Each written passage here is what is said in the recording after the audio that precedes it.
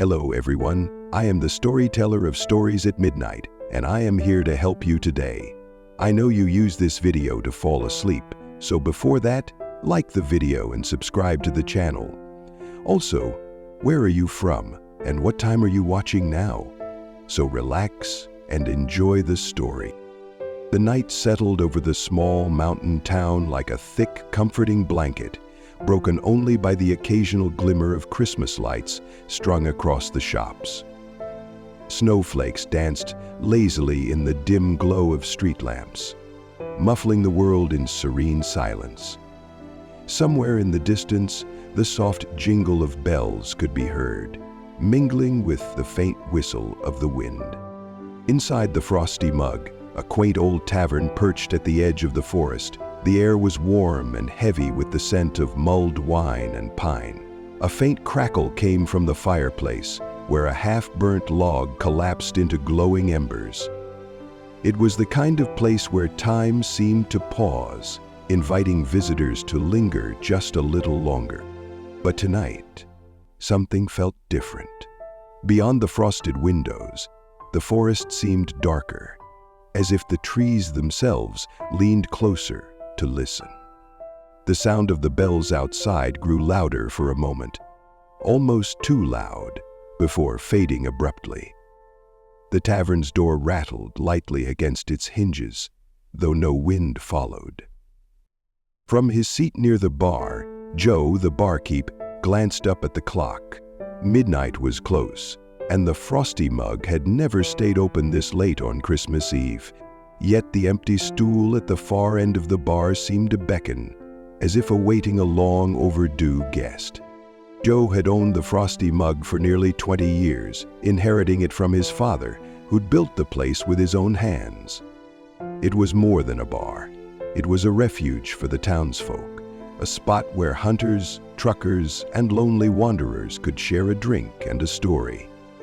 But as he polished a row of tumblers, he couldn't shake the feeling that someone or something was missing tonight. He was a man of habit, and Christmas Eve was no exception. The same few regulars always dropped by before heading home. Henry the mechanic, Mrs. Adler with her endless stories of Christmas past, and a couple of the younger crowd eager for a warm drink after a day in the snow. But tonight the bar was quieter than ever, as if the holiday cheer had bypassed the town entirely. Even the fire seemed subdued, its flames casting long, jittery shadows on the worn wooden walls. Joe himself was in no festive mood. The holidays had grown lonely since his wife passed a few years ago, and his grown kids rarely called anymore. Still, he kept the bar open on Christmas Eve, a tradition his father had started long ago. For the weary traveler, his dad used to say, though travelers were scarce these days.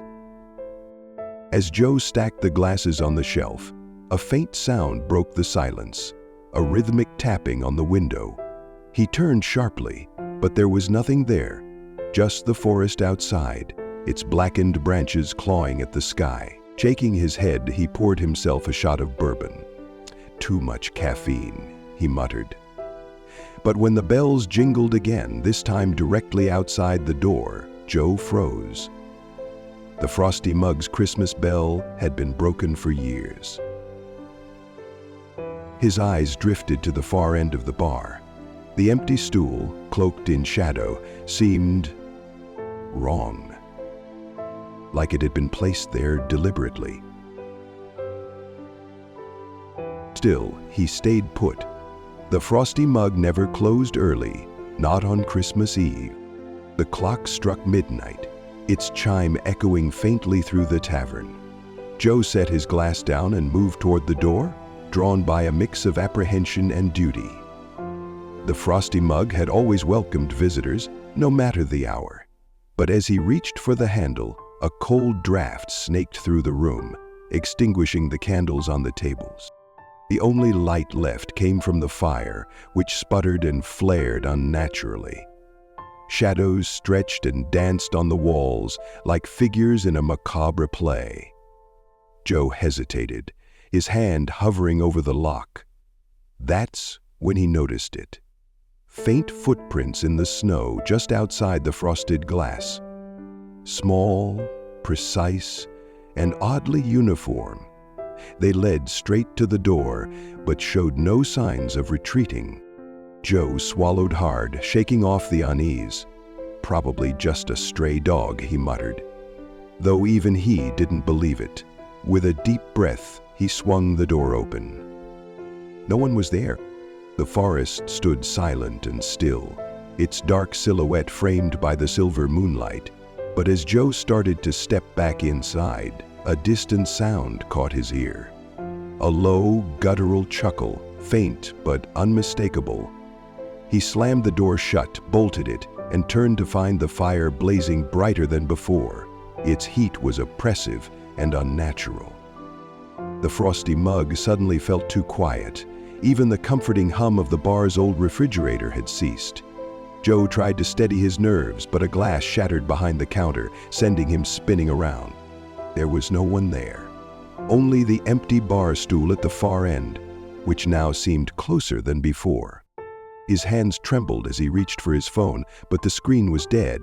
No signal, no light. The bells jingled again, louder this time, as if mocking him.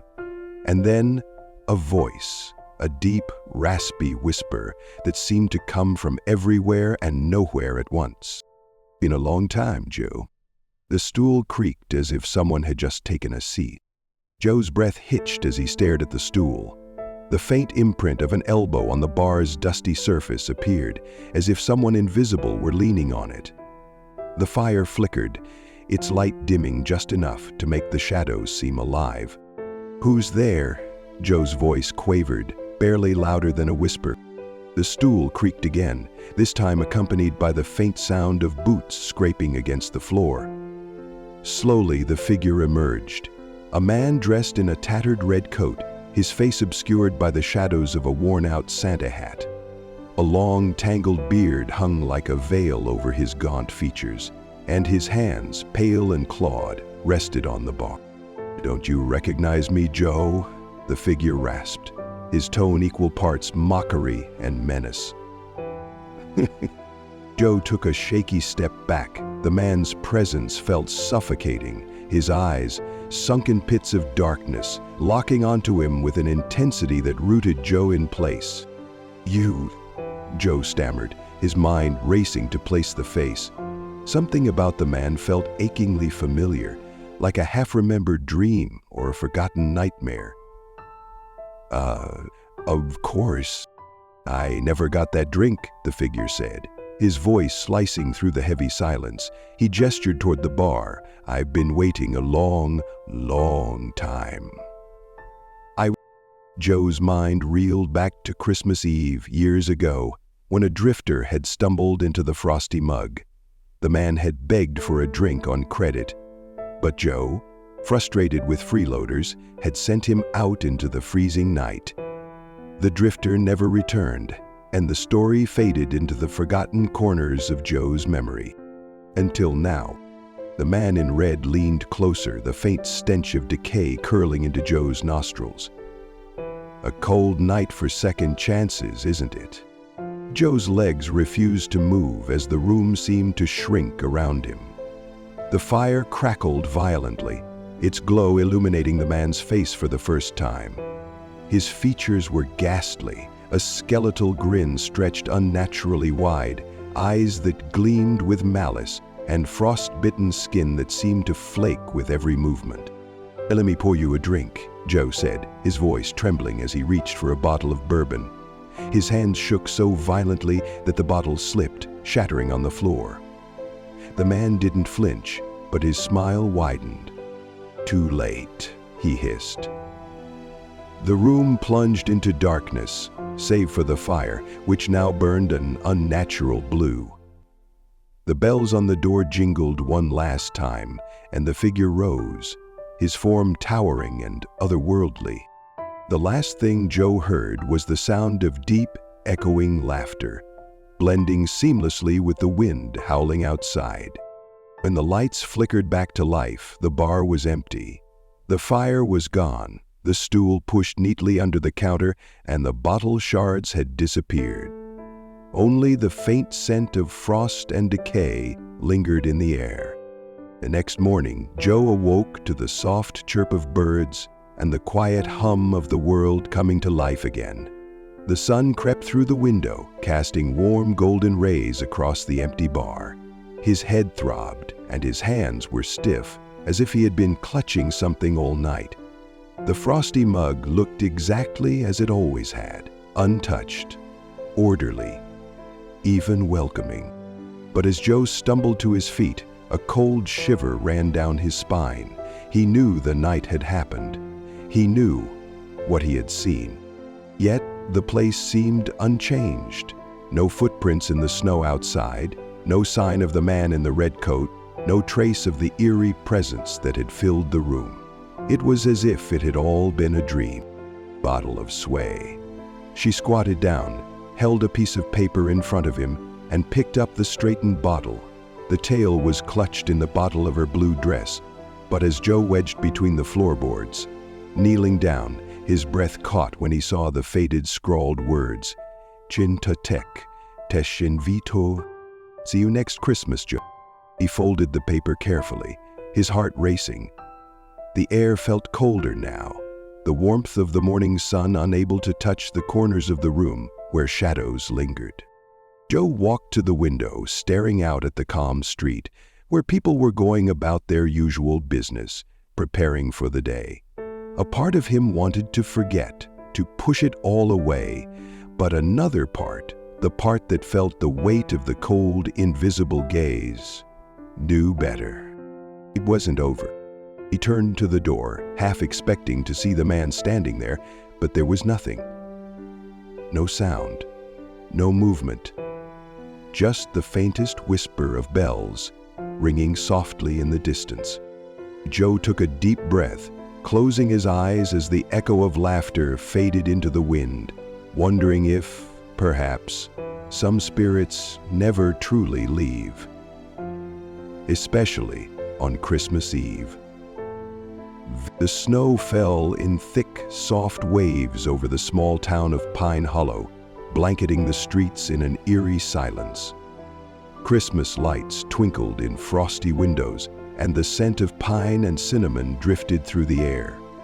It was the kind of night that begged for a warm fire and a cozy blanket. For Melanie Jacobs, though, it was a night for discovery. She had always been fascinated by the stories her grandmother told about the forgotten reindeer, the things that safe. Tonight, she decided to uncover the truth. Melanie pulled her coat tighter around her as she trudged through the snow toward the old library at the edge of town. It was a relic from another time, with its towering spires and stone gargoyles looming over the quiet streets. The library had been closed for years, but Melanie had found a way in through a broken window in the back. She wasn't the first to explore its secrets, but tonight felt different. As she approached, the wind carried a faint sound, like the jingling of sleigh bells. She paused, her breath visible in the cold air. There it was again, the soft chime of bells. But it wasn't coming from the town or any nearby houses. It seemed to echo from the woods beyond the library. Melanie hesitated, the weight of the stories heavy on her mind. The forgotten reindeer weren't just a tale, were they? Melanie was a history teacher, though her love for legends and folklore often took precedence in her life. Her grandmother had been her greatest influence, sharing stories of magical creatures and cautionary tales by the fire. But none had intrigued Melanie as much as the tale of the forgotten reindeer, a group of Santa's steeds banished for reasons lost to time. According to legend, they roamed the wilderness on cold December nights, seeking revenge on those who dared to mock. Pine Hollow had its share of mysteries, and the old library was at the heart of many. It was said to hold a collection of rare manuscripts, including an old journal rumored to detail encounters with the forgotten reindeer. Melanie had always dismissed the story as myth, but tonight's strange events made her think twice. She slipped through the broken window, her flashlight cutting through the darkness. Dust motes danced in the beam as she navigated the towering bookshelves. She found the journal in a locked cabinet, its leather cover cracked with age. Inside, the pages detailed sightings of shadowy figures and haunting bells. One entry, dated December 22, 1894, described a man's encounter with a monstrous creature, a reindeer with glowing red eyes and antlers sharp as knives. The man had barely escaped with his life. Melanie shivered, clutching the journal tightly. Outside, the wind howled, and the sound of bells grew louder. Melanie's heart raced as she left the library, journal in hand. She couldn't shake the feeling that she was being watched. The streets of Pine Hollow were deserted, but the jingling bells seemed to follow her every step. She turned corners quickly, glancing over her shoulder, but saw nothing out of the ordinary. Still, the oppressive weight of the legend pressed down on her. Back at her small cottage on the outskirts of town, Melanie lit a fire and began to read the journal in earnest. The entries became darker as the years progressed, detailing sightings of the forgotten reindeer near Pine Hollow. One chilling passage described a family who had vanished without a trace, their home left in ruins. The last line of the entry read, "Beware the eve of December 22nd, for their vengeance knows no bounds." Melanie froze. It was December 22nd. The bells were no longer a distant sound, they were right outside her window. She approached slowly, her breath fogging the glass. In the snowy yard stood a massive reindeer. Its eyes glowed a deep, malevolent red, and its antlers looked as though they were carved from ice. Behind it, shadowy figures moved, their shapes indistinct but menacing. Melanie stumbled back, the journal slipping from her hands. The door rattled as if pushed by an invisible force. Melanie grabbed a fire poker, her hands trembling. The bells grew deafening, a symphony of chaos that seemed to vibrate through her very bones. The door burst open and the reindeer stepped inside, its massive frame filling the doorway. Its breath came in visible puffs, and its glowing eyes locked onto Melanie. Forgot. A voice rasped, though it seemed to come from everywhere and nowhere at once. The reindeer's mouth didn't move, but the words echoed in her mind. You all forgot. Melanie tried to speak, but her voice failed her. The other figures entered, their forms shifting between human and beast. They surrounded her, their presence overwhelming. The reindeer lowered its head, antlers glinting in the firelight. Melanie closed her eyes, bracing for the end. But instead of pain, she felt a strange warmth. When she opened her eyes, the creatures were gone. The room was untouched, save for the journal, which now lay open to a blank page. Written in fresh ink were the words, "Remember us." The next morning, Melanie woke to find her yard untouched, as though the night's events had been a dream. But the journal remained, its pages filled with the same haunting message, "Remember us." She knew she couldn't ignore what had happened. The forgotten reindeer were real, and their story needed to be told. She spent the day documenting everything she had learned, weaving the legend into a tale that she could share. As she wrote, the bells sounded faintly in the distance, a reminder of the creatures that roamed the snowy woods. Melanie's fear was replaced by a sense of duty. Perhaps by telling their story, she could bring peace to the forgotten ones. And as the snow fell gently that night, a single red glow lingered in the darkness, watching and waiting to see if the world would finally remember. The sound of crackling fire and a soft winter wind fills the air, accompanied by the faint, distant chime of sleigh bells, a haunting reminder of the forgotten reindeer's presence.